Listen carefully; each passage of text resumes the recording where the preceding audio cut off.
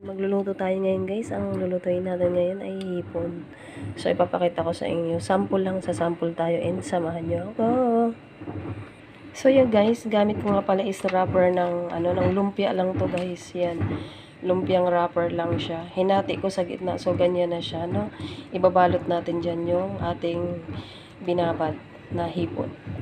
So ayan na guys, naglagay tayo ng cheese diyan, na cheese to. So itutuwid nyo yan. Ngayon, ibabalot na natin siya. And ganyan na siya ngayon guys, no? Binalot na natin siya, ganyan na siya. Ayan, nagpapainit na tayo ng mantika. Sample lang to guys, ha? Pwede nyong gawing ulam or bahala na kayo kung anong gusto nyo. Ayan, para updated kayo sa aking luto-luto. Tikim-tikim lang yan guys. So ayan, pag nagustuhan, dagdag natin yan sa ating putahe. So done. Ayan guys, tapos na siya. So titikman natin kung masarap. Charot. Ito na nga ating luto. Mainit pa siya pero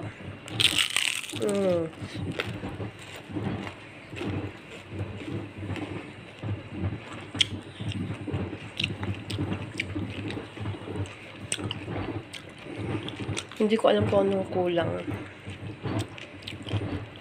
Parang may kulang eh. Wait lang.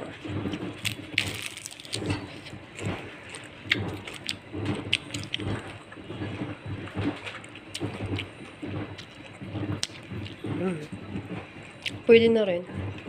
Dagdagan natin ng konting timpla. Medyo kulang.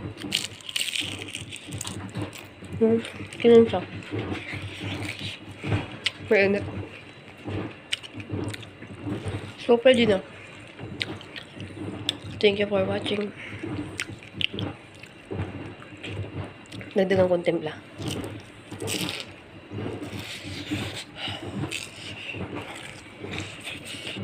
Bye.